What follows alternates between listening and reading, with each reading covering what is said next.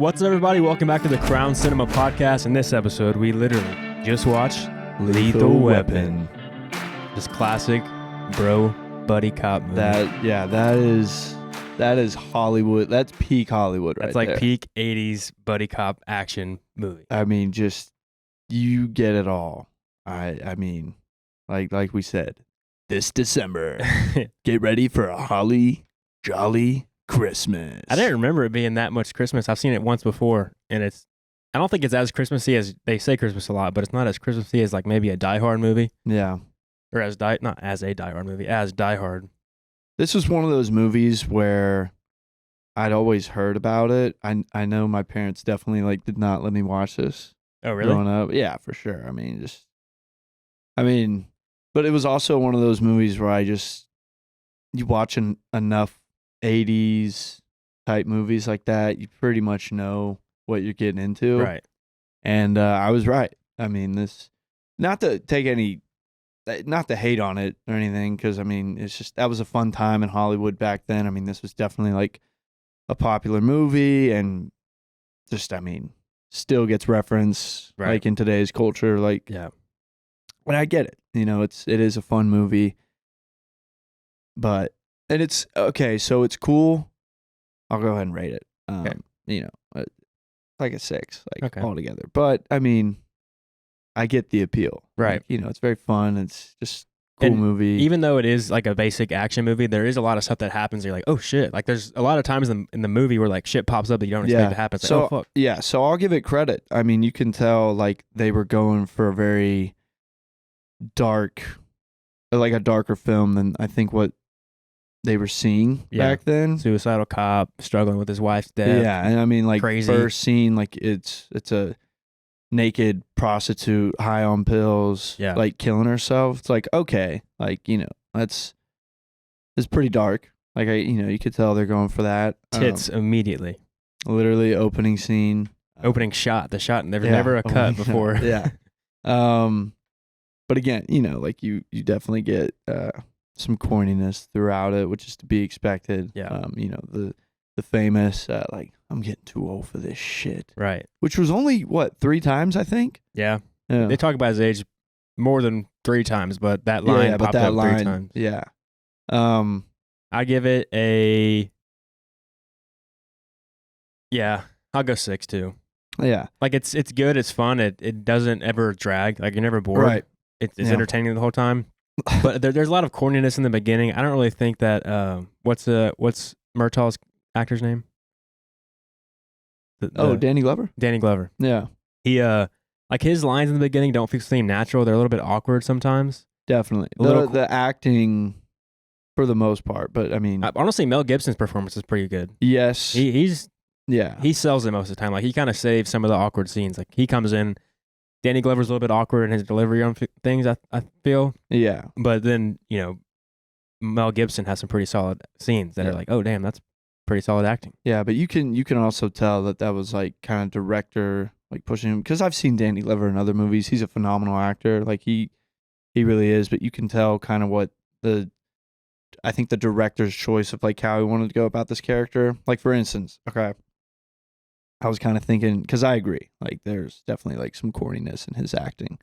But like the first time I really noticed it was when he finds out that the prostitute that kills herself at the very beginning is the daughter of somebody that saved his life in war. Right.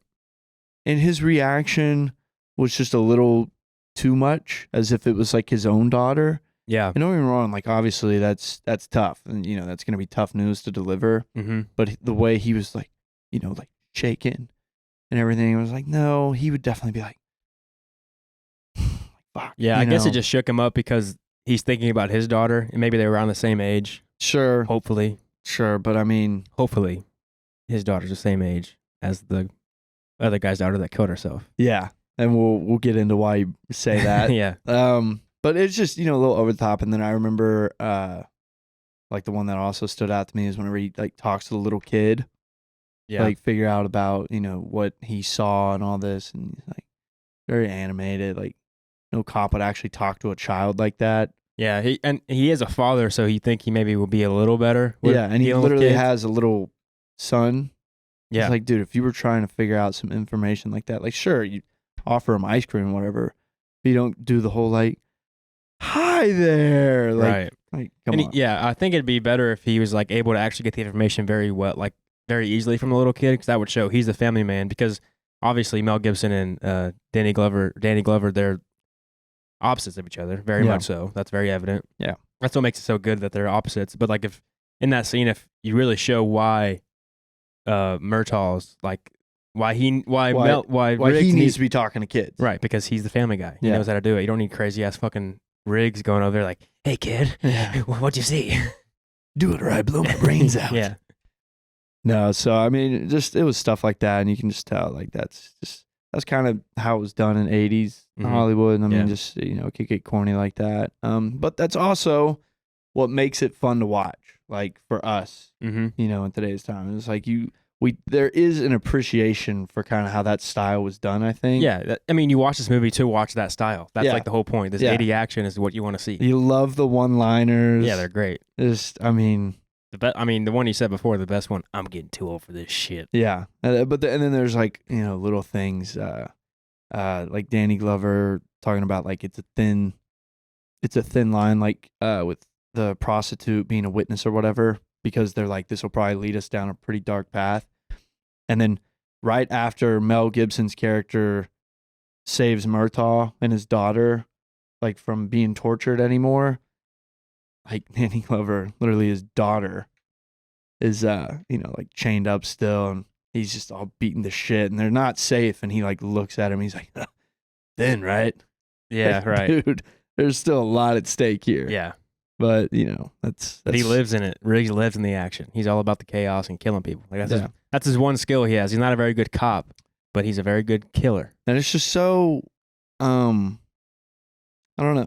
Like that would definitely make it more fun when you went to these movies, because Danny Glover's not going to die. Right. Now, I think Mel Gibson, that's a little iffy. Mm-hmm. That's like kind of a little unpredictable. But these kinds of movies are going to have a happy ending. Right. And so that makes it more enjoyable, which is why it like makes it interesting that like at first it's getting dark, with Mel Gibson's character being suicidal and whatnot. Mm-hmm. So I did enjoy that. Yeah. The whole movie, I was like, but I mean, obviously I know there's a second one. Yeah. I think there's 4. Is there 4? Yeah. Had to. This thing is probably a major box office success. Yeah. Let's see how much it made opening weekend. Lethal Weapon, box office. Because I guarantee it was successful. If you make 4 of these things. And it's a good combo. Like, Mel Gibson's a badass. $120 million. Does it show what the budget was? Lethal Weapon. Okay, hold on. Lethal Weapon 2 almost doubled the first one. So this made $120 in gross upon its release against a production budget of $15 million. And it was nominated for the Academy Award for Best Sound. All right, yeah. You're I'd be like, Academy Award for what? It's like, yeah, okay, that makes sense.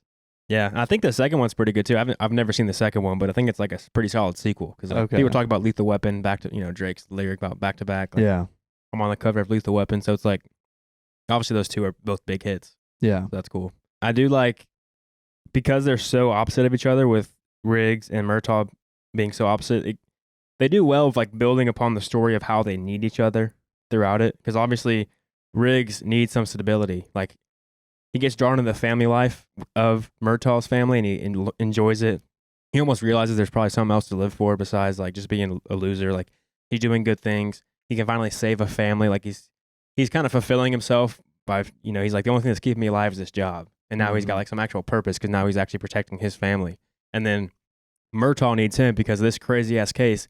You can't be going around like Murtaugh does and shooting people in the legs in this case. Like, you got to shoot to kill, because this is dangerous people that are going to kill you if you don't kill them. Yeah. And so, you see them kind of morph, into each other and make each other better throughout. It's like a lot of people compare these buddy cop movies or just like buddy movies of like, they're essentially the same thing as a romance movie. Mm-hmm. 2 main characters that they both help each other at the end. They need each other. Like, they're both depending on each other to solve the case, to get better, to, complete their character arc. It's like at the end, Murtaugh, when he's in that final standoff in the desert, when he's trying to get his daughter back, he goes a little crazy. Like he's pulling a Riggs, taking out a live grenade. It's like if she dies, we're all dying. Or if she's gonna die anyway, she's gonna die with me, my way. Yeah. So he's like that's pretty much what Riggs would do. Like we see Riggs jumping off the building with the guy that's about to commit suicide. He's like, let's do it, let's jump, come on, let's go. I'm ready to die. Fucking fall off.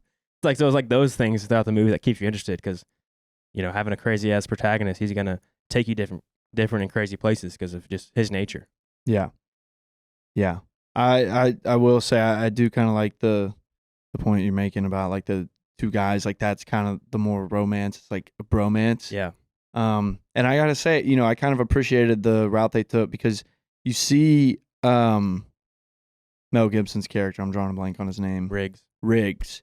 You see Riggs, and he's widowed from his wife, and so in my mind, I would like kind of appreciated the fact that they don't try to show him like getting involved romantically with anybody until they do with Murtaugh's daughter. Like that's just very strange because I don't think we ever get told like how old she is. No, she's clearly like, I mean, she still lives with Murtaugh, yeah. So like you don't know if she's in high school, college, but like I think she has to be I would assume she's a senior in high school and probably 18 because whenever assumptions get you arrested, my friend. That's true.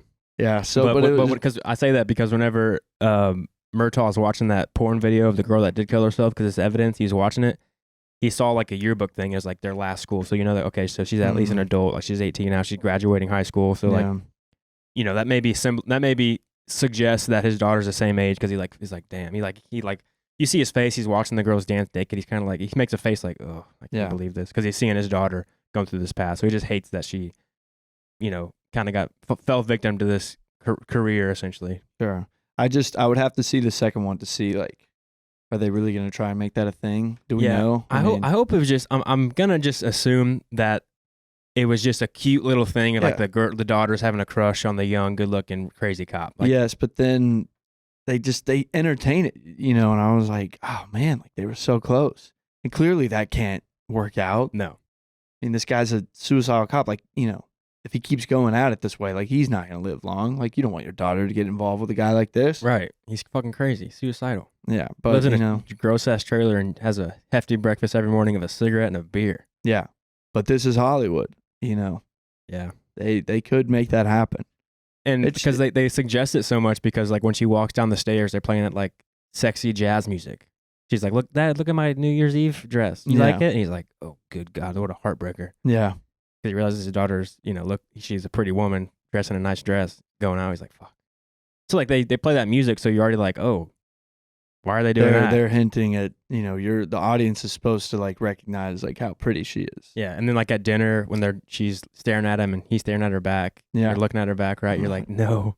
But then they do alleviate it with like them joking about it, and he's laughing about like he can see it that she's like got eyes for him, so everybody's laughing at it. So like maybe that makes it more lighthearted, where it's just like a cute little crush. Yeah, because they do all sing about like she's in love with whatever, Yeah, worst bars I've ever heard in movie history from Murtaugh.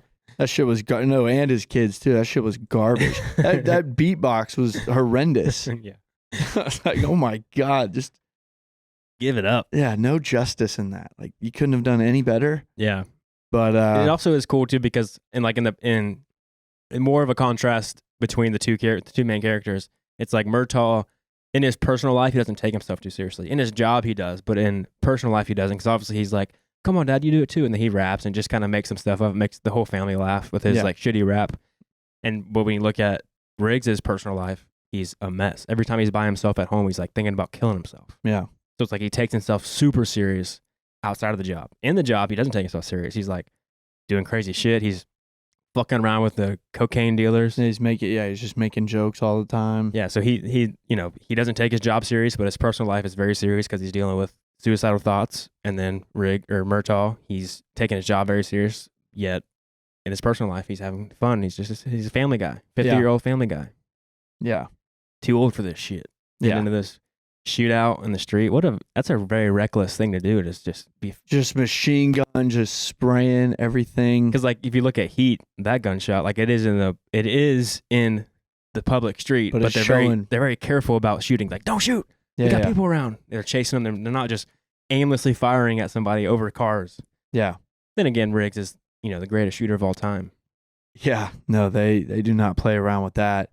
That's like another thing that I'm like kind of you appreciate it, but it's so funny because like a lot of these escapes or these shootouts, like it's very childlike to me, like the way that it's written. I mean, okay, so the situation of rescuing the daughter from the hostage situation, like throwing a grenade, and then all of a sudden Mel Gibson's character like is just shooting like some of the bad guys. And then Murtaugh's daughter is literally just jumping, screaming, like not trying to get to cover. But then, they end up getting captured anyways. And then they're like getting tortured. And Mel Gibson, just the way that they escape. Yeah. With the daughter freaking out, that is frustrating because you're like, get out of the way. What are you doing? Yeah. But maybe that just shows that civilians, they freak out and they don't know what to do. Yeah. Like it kind of shows the difference between how Riggs and Murtaugh would act in the situation versus like a civilian who like it would just be frozen in shock of like not knowing what to do. Like a young girl's like, oh my God, I don't know, there's guns going around. Where do I go? Yeah. But then you also think she would probably run immediately to her father. Like run to dad. Like he's going to save you. He's got a gun. He came here to save you with the live grenade. He's all in on this rescue mission. Well, and then just kind of the, Mel Gibson picking a spot to snipe everybody from. Mm-hmm. Like, how did he not see the boss, like, come, Right. Like, how did the boss locate him? That's a giant circle they had to go to avoid the sight. And it's like, dude, you're in the middle of the desert. Like, there's no hiding spots, like, except for this. Like, nobody can just really realistically sneak up on you, like, in the desert, Yeah. So it's just some coincidences that happen. It's stuff like that. Or when Murtaugh is talking to, the father of the girl that got killed, that he went to war with, and then all of a sudden Gary Busey's character just pulls up in a helicopter and just bam, nobody heard the helicopter coming. Right. It's stuff like that. But it is LA. Maybe helicopters fly around often. Yeah, but that was low. So it's just I guess you could always defend it, but it's stuff like that where I'm like, all right, like they just. That's when you fall into the 80s action. You think anybody in post was like, wait, like how would that make sense? And then somebody's just like, you're fired. Get out. Yeah, get the fuck out. Yeah, how dare you? There's a lot of stuff in this movie that's like ADR, where they recorded the audio after the fact. Like there's so many times where the lips aren't lined up. Yeah. So like, in the editing room, they did a lot of tweaking. Like, oh, that don't make much sense. We gotta film something else over this. There's a lot of mess ups, it seemed like, where they had to go in and make sure that. Yeah, but then also think about the very beginning when the girl kills herself and then she's like laying on the car. First shot, like the first, like trying to show how serious this movie is. Yeah, girl just killed herself. Yeah, and she's laying on the car. She's got her eyes wide open. And then the first person that passes her by, you just visibly see her. Just blink. Yeah. It's like, how do you miss that in post? That's hilarious because you think about if that made it in the final cut, either one, they didn't see it and there's a mistake, or two, that there was not a take long enough where the actress didn't blink. Yeah, she couldn't do it. Like that was the longest take they could do. Like they started that shot immediately when she blinked the first time, and then like that was the longest she could go without blinking. I think, which is hilarious. Like the thought of that, like, damn it. Yeah. Because I think when she blinks in this final, like what we see in the opening scene, it's whenever somebody like passes her by, which is also hilarious that like they portray the pedestrians as just like casually walking by, like nobody's like freaking out or anything. Yeah. And what happens is they pass her by, and so their shadow like goes over her eyes, and that's when she blinks. And so you're thinking like, maybe the shadow will like kind of cover it up, and it does not. No, and the blink wasn't even like an attempt to hide the blink. It was like a big blink. Like she's been holding her eyes open. Like her eyes are burning so much she had to like full blink.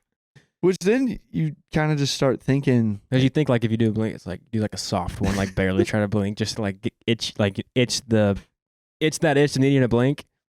So you should just have her eyes closed. She should just be laying like on the car. The guy's like, stop fucking blinking. All right, fuck it, just close your eyes. Jesus Christ. I mean, that would be the solution to that problem. Like if you're on like take 6 and she can't stop blinking, it's like, okay, why don't we just try like doing our eyes closed. Also, what benefit does it have to have her eyes open? She's first of all drugged out, fell from a story, and then had an impact. So you don't think she would like hit and like fucking close her eyes after the impact of the car to kill her? Yeah, and you could easily fix that too, because like I think you could get away with the whole drugged out suicide. Like she like falls, and so she probably like closes her eyes, like to like I don't know. It's just funny. It's also Like, funny too because how does that happen? It's also funny too because they then turn it to become a murder where she got murdered, but she still jumped off the building in her own accord. She might have been drugged out with the wrong drug, but she still got suicidal. Like I don't know if It there's doesn't any. show anybody in the room. Like No, I don't know if killing there's. her. Yeah, I don't know if there's any drug that just like makes you kill yourself. Like she obviously was fucked up and like she still did that. Yeah, Like she is maybe not of her right mind, but she still like willingly jumped off. So maybe she was just like tripping and like didn't really know and just killed herself. But again, for the criminals to make it a murder, they have to like know like this drug is going to make her jump off the building. It's like, is that really what that drug does? or like the way you can go about it is like maybe they're like kind of nice and they're like, hey, listen, lady, like you're gonna die tonight, but we're gonna give you like one last party. You can have this whole hotel room to yourself. Like you got all the drugs, all the alcohol in the world. Go crazy. But if you don't end up ODing or killing yourself, like we'll do it for you. Yeah, an OD would have been better. Yeah, but they never really explain like how it was technically a murder. No. So it just kind of makes it tricky. Yeah, You can tie it in because that's our whole thing is, Danny Glover is saying like, I think she was murdered, but they never really connect like how you can say she was in with the wrong people and you can look into that, I guess, but like they never really show you how that was like a clear case of, oh, she was forced to die. Right.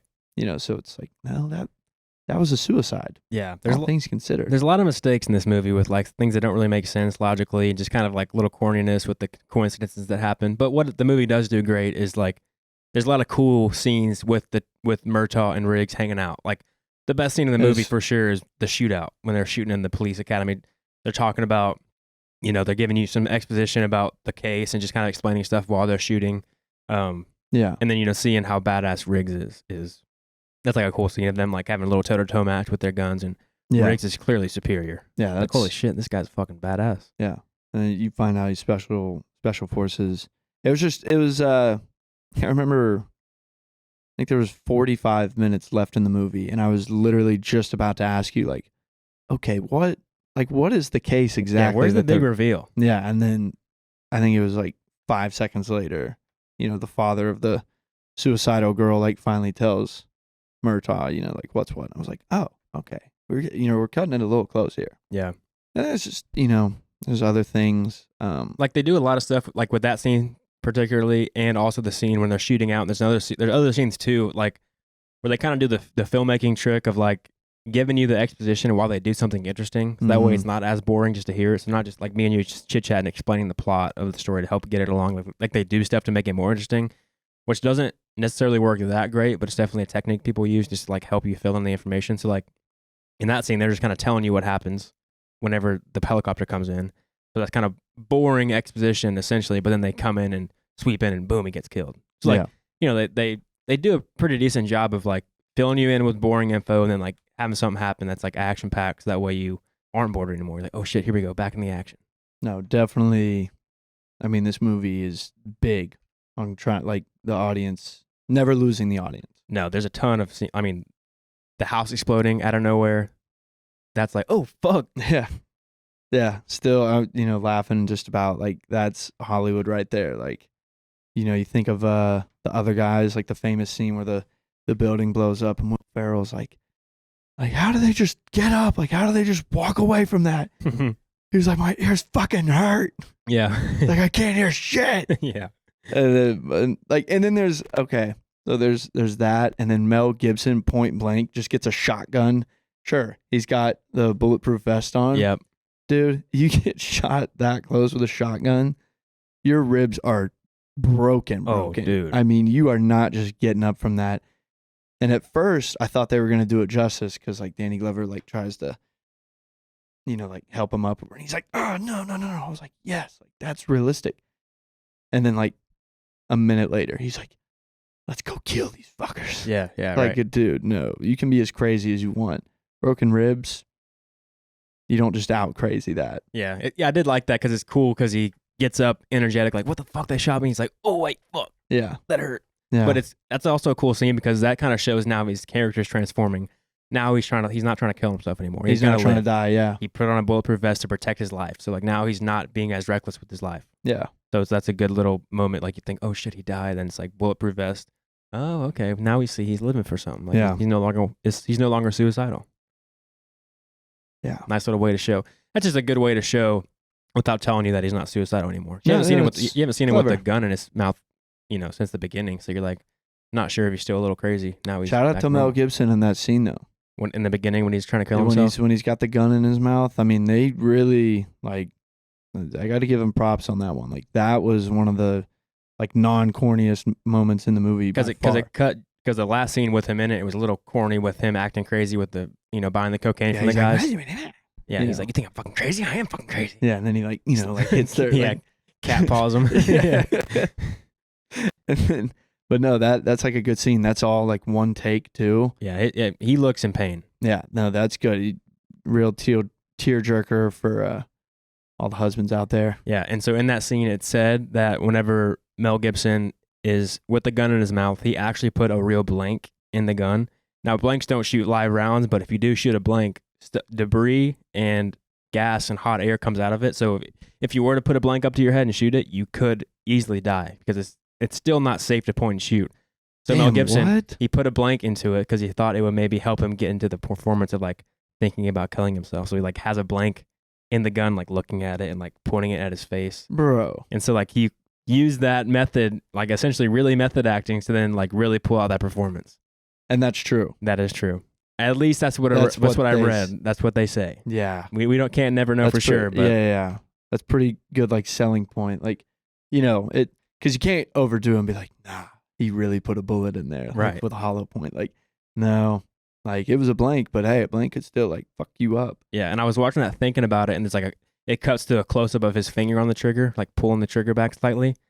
So you would hope. I'm pretty sure they didn't have the bullet then in the close up. Like, all right, take the bullet out when you go to press the trigger. We don't need you to accidentally fucking fire this bitch in your face. Yeah. Oh, when they do the close up of him. Okay. I'm sure they took the bullet out then. Too, yeah. But that one take, I think he had a when bullet. He's really got it. Like, damn. Yeah, that's pretty intense. That is intense. I mean, I guess it makes sense because that was like probably the best acting on screen that you see in this movie. Yeah, it looks the most real. I mean, Mel Gibson, you can literally watch the tears like come out of his eyes. Like you can tell they didn't fake that. That just shows you how much of a performance can help a movie because that scene's not too interesting. It's the very beginning. You don't really know much about Riggs. He's going to kill himself. Yet it's so intense because of his performance. Yeah. Like it looks so real of him like battling with thinking about killing himself. So yeah.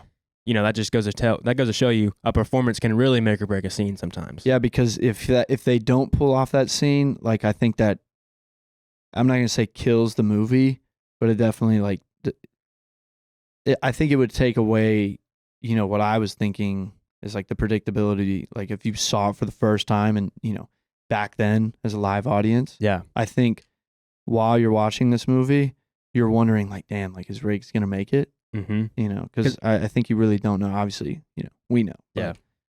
That would have made it a lot more intriguing. Yeah. To get into. Because I mean, that scene sets the stakes of you now believing that this guy actually wants to die. You're like, okay, now he's really dealing with it. His performance makes you really believe he's going to die. So now, again, for the rest of the movie, like you said, you're not really sure if he's going to make it. Like, is he going to try to kill himself? Yeah. And the next scene, he jumps off the building, and you were like, wait, how is this going to work out? I thought it was like the other guys. Yeah. Just Samuel and Dwayne The Rock Johnson. Just, you thinking what I'm thinking? Aim for the bushes. Yeah, right.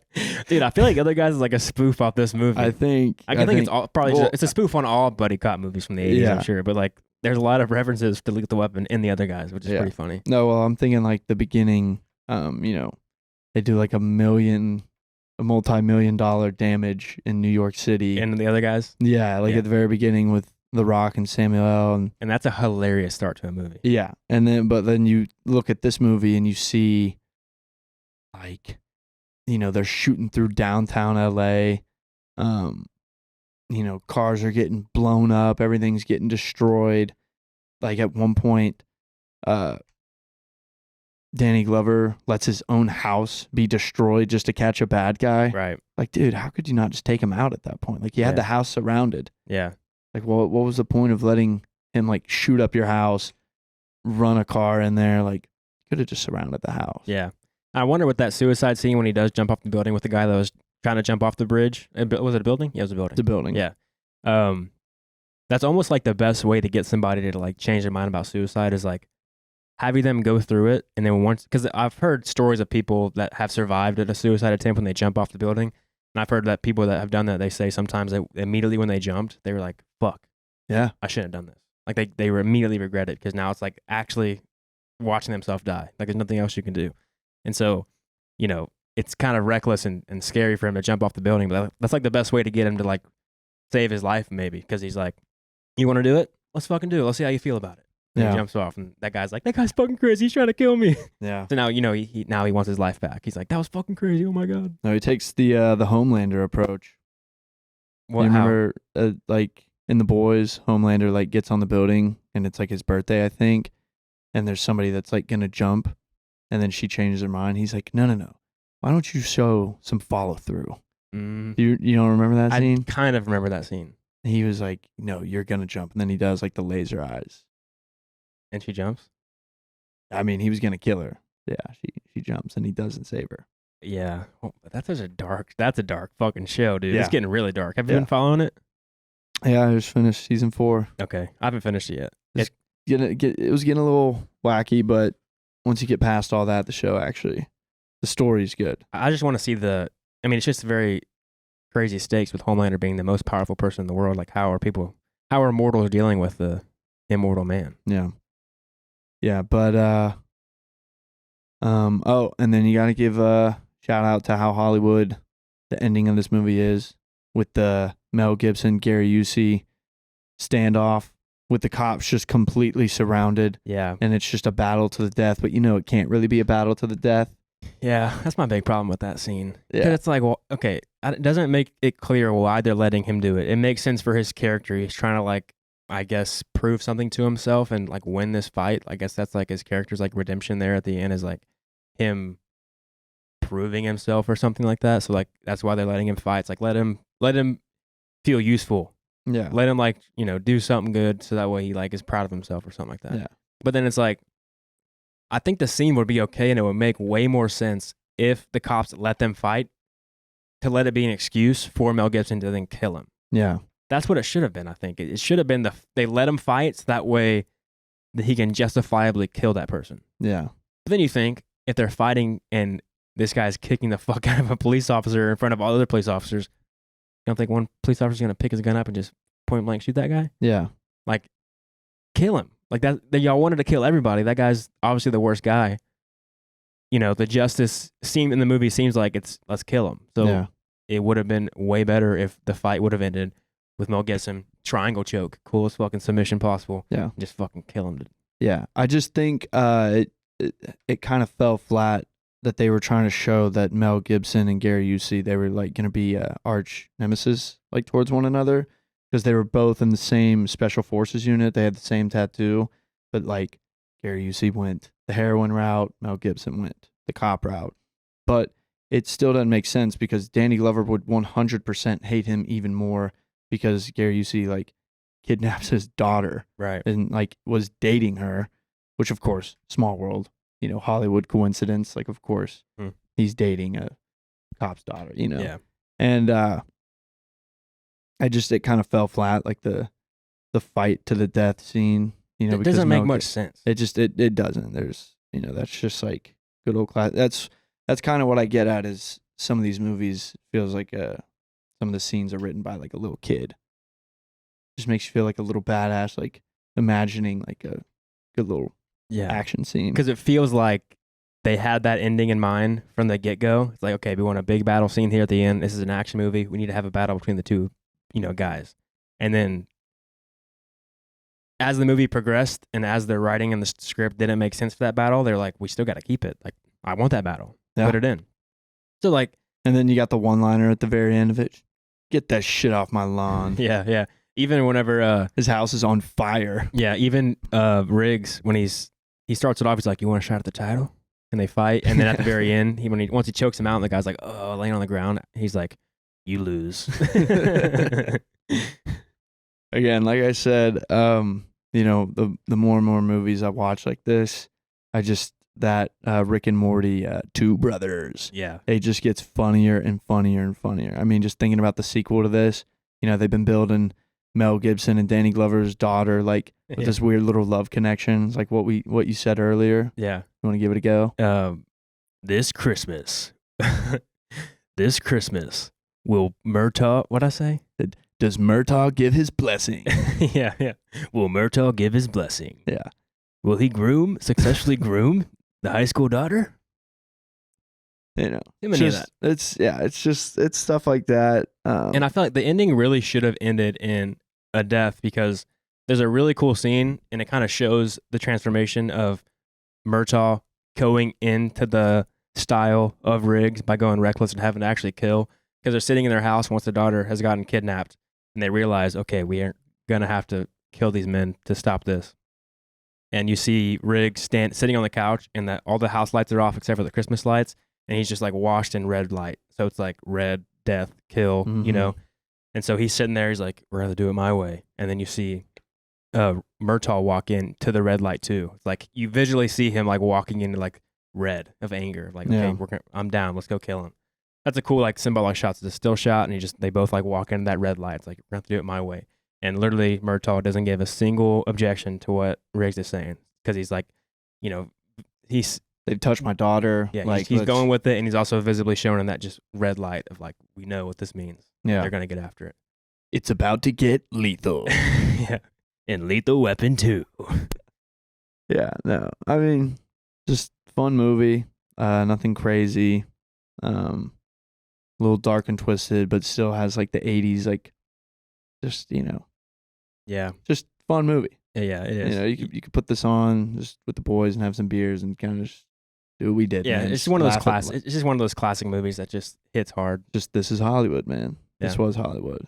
It's honestly, I guess just because it's such a fan favorite that it still is like not relevant today, but like people still like it. Like it's always going to be a classic. Yeah, I think it's just literally the staple of like what an 80s action movie is. Definitely. This is it. This is what they base it on. And funny enough, with this being like all based around Christmas, Die Hard came out after this.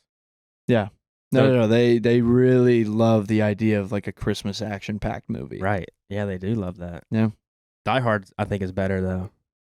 Yeah. Or at least just like the execution of the one-liners, like it's not like as corny. I don't know why. Like, I feel like if you're gonna have them, don't have them be like in like passing. Sometimes, like, let's see like a shot of him like, you lose, or like let's like make it a bigger thing than it is. No, I mean, shout out to Die Hard. Like those one-liners, like they go so hard. Like but they're always in a shot. Like they always like center frame it. So like, yeah, it's like this is the one-liner. Now say it. Yeah. They're like, they frame it up perfectly for him to deliver it. Yeah. This movie, it's always kind of like the one-liners are always in passing. Like he's always, Murtaugh's walking away. I'm too old for this shit. Yeah. You lose is like when he's barely getting up. Like he's like getting up and you don't really see him say it. Yeah. Just, you lose. Yeah. So, you lose. So it's just like, I would have loved Merry Christmas, you filthy animal. Yeah. There should have been a Merry Christmas, like you said at the end. There should have been like a nice Merry Christmas one-liner. Yeah, but then we get that shit off my lawn. I was like, damn it! Like, I get it. It's kind of funny because your house is destroyed. Mm-hmm. So who cares about what's in your lawn? But it's a Christmas movie. Just be like, enjoy the gift, or just Merry Christmas. Yeah. Ho ho ho. I guess they kind of do a decent job of it, of like showing Riggs' transformation, because like at the end he finally makes peace with his wife's death. Finally, like he goes in, it's like Merry Christmas, and like leaves her grave and like leaves flowers there, and it's like you can see he's moving on. He's now moving on. He's like gonna go okay, because maybe in the beginning he doesn't. Everybody thinks he's suicidal. He's like he's not getting good cases because he's like they think he's a crazy person. Yeah, they still keep him on the like in the police force, and so I guess finally once he did something really good, took down a huge case that was like so violent, and without his skill set, this case would not have been completed, because like he his skills is what stopped this whole entire thing. So now he realizes I have a purpose in life. Like people need me to protect them. My crazy ass with my sharp shooting skills, they still need to be in the world today. Yeah. I still deserve to live. Word to Mel Gibson's method acting. I'm drawing blanks as of now. That was good. That was good right there. That was good. Yeah, I like that one. I'm running on fumes now. Yeah, there's not much to really dissect about the movie. It's just a classic, fun action movie to watch with your buddy on a morning, afternoon. Yeah, I had a great time, Cade. It was a good time. Should have had some beers. It's a good movie to drink some beers too. Definitely. But yeah, cool 80s movie. Yep. I mean, you got to see it once just to have an appreciation for Hollywood at this point. Like this. They don't make them like this anymore. No, they do not. No. And you know they what? always try to overcomplicate it now. Yeah, and you know what it is, I think, too, is that this movie's way cooler. Like, they still do make shitty action movies today. We've seen our fair share on the podcast. Yeah. But they don't feel as impactful because this movie, they have, like, set pieces where they actually explode shit and it's practical effects. So it's, like, cooler because, like, they're actually blowing up a house. They're actually blowing up a car. They're doing all the real shit. But, today it's, like, CGI. And it's CGI. Yeah. So it's like not as cool because like anybody can fucking make an explosion happen from a computer generated fucking image. Yeah. I always think like after you see a movie like this, like if you're a young kid, you like snuck into the theater, maybe you're like, fuck, I want to be a cop so bad. Like, that's always something that gets referenced in like a lot of movies in like the 2000s, I think, is like people saying like you watch too many fucking movies, like, this isn't what it's like. Yeah. They're talking about this kind of movie. Right. Where like cops are having fights to the death on Christmas Day. Mm-hmm. And it's like, no, like just totally unrealistic. Yeah. But yeah, I like it. It's always a fun watch. It's a fun watch. It doesn't drag. I'm it's glad not boring. I'm glad I finally watched this. Yeah. The corniness is what you want. Yeah. All right. Well, thank you guys for listening. Comment below your thoughts on Lethal Weapon. Let us know all your favorite parts of the movie. Let us know if we missed any of the cool, maybe film tactics they had in this movie that you've noticed. And we'll catch you next week. We're out.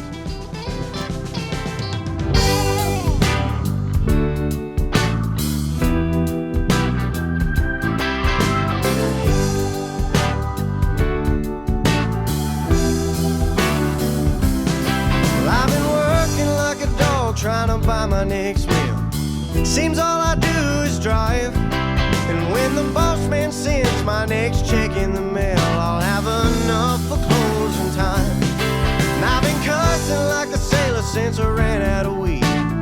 My tank is running dry.